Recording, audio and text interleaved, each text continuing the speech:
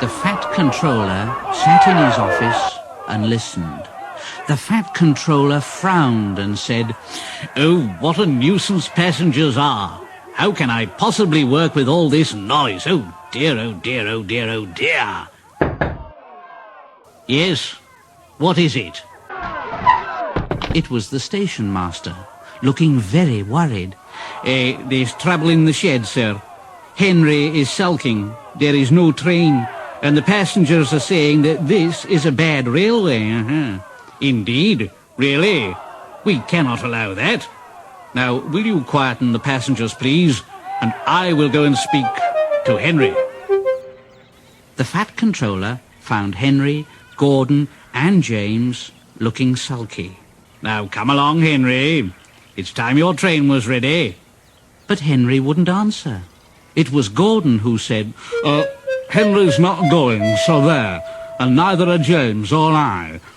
We won't shunt like common tank engines. We're important tender engines, if you don't mind. You fetch our coaches for us, and we'll pull them. But we won't shunt. Tender engines don't shunt.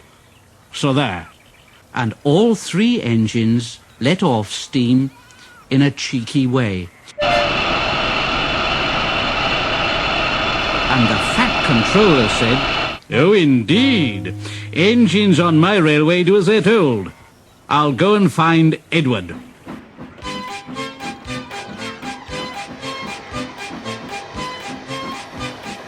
Edward was shunting.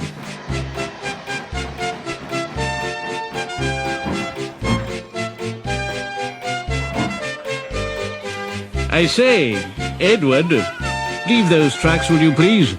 I want you to push coaches for me in the yard. Oh, thank you, sir. That will be a nice change. That's a good engine. Off you go then.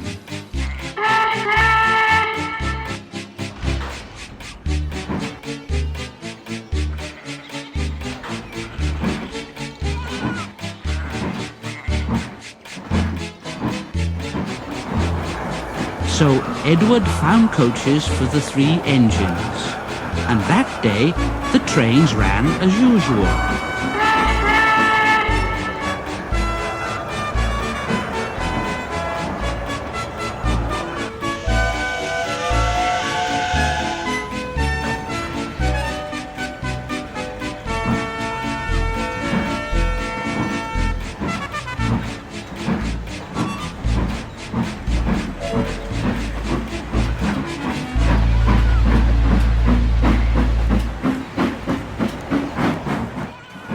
But when the Fat Controller came next morning, Edward looked unhappy. Gordon came past, clanking and hissing very rudely. Why, bless me, what a noise! I know. They all hiss at me, sir. They say tender engines don't shunt. And last night they said I had black wheels. I haven't. Have I, sir? No, Edward, of course you haven't. You've got nice blue ones, and I'm proud of you. Tender engines do shunt, but all the same, you'd be happier in your own yard. We need a tank engine here.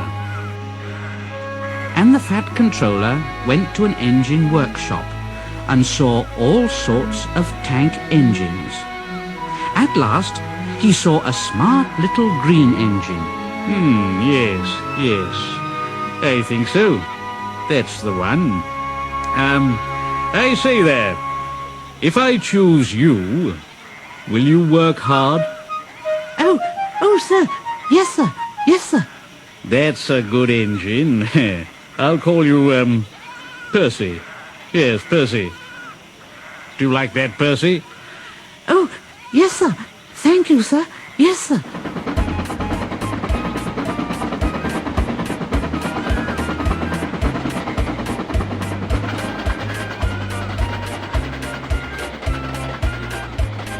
So the Fat Controller drove Percy back to the yard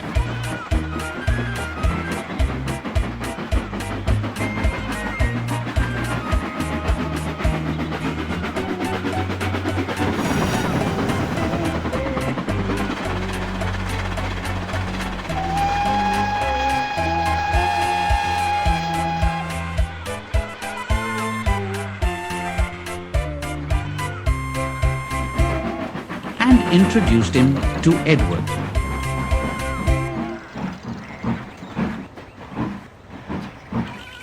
Percy soon learned what he had to do, and they had a happy afternoon.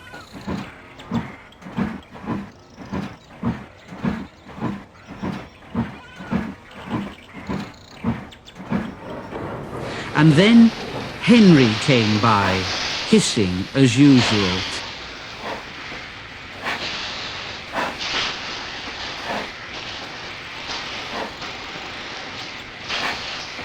But Percy just went... That really frightened Henry. He jumped and ran away.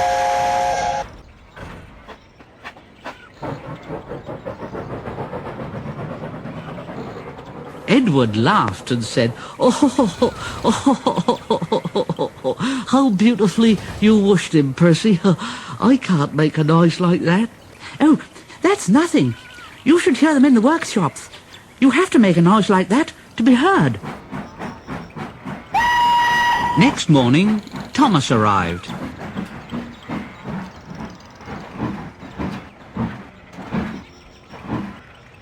Hello, Edward. Oh, hello, Thomas. The Fat Controller sent for me. I expect he wants help. Oh, he does indeed, Thomas. Here he comes now. Well done, Thomas. You have been quick. Now listen, Henry, Gordon and James are sulking. They say they won't shunt like common tank engines, so I've shut them up. And I want you both to run the line. Common tank engines, indeed. We'll show them. Well done, Thomas.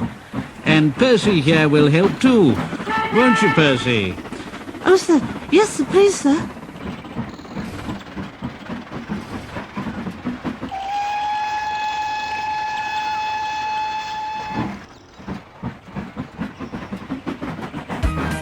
Edward and Thomas pulled the trains. They started at opposite ends and whistled to each other as they passed.